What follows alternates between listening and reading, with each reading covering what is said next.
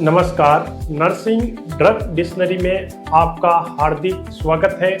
आज अपन बात करेंगे एड्रेनलिन ड्रग्स के यूज के बारे में। कहाँ एड्रेनलिन ड्रग्स को यूज करते हैं, इसके लिए अपने पास निमोनिक है ABCDE। तो देखिएगा, इससे पहले आपको समझना है एड्रेनलिन अपनी बॉडी के अंदर एक ऐसा हार्मोन है जिसको अपन एपिनेफ्रिन बोलते हैं, या फिर इसको ADR नॉर ADR बोलते हैं। ये अपनी बॉडी में हाइपोथैलेमस ग्लैंड के द्वारा इसको स्टिमुलेशंस मिलता है।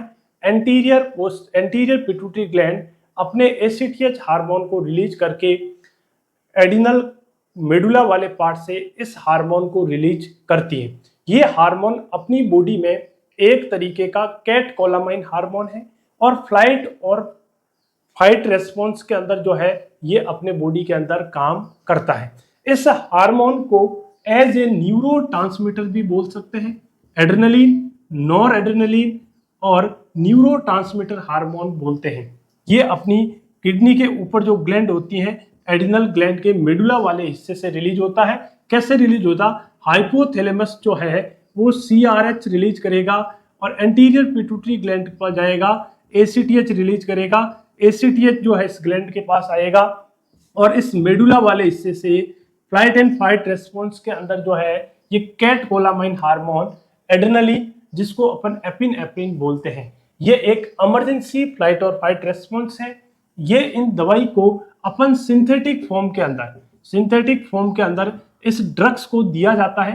कहाँ दिया जाता है? सबसे पहले एनाफाइलेटिक शॉक। यदि किसी पेशेंट को सीवियर एलर्जिक रिएक्शंस हो जाए, उस सीवियर एलर्जिक रिएक्शन से बचने के लिए जो है एड्रेनलिन ड्रग्स का उपयोग किया जाता है।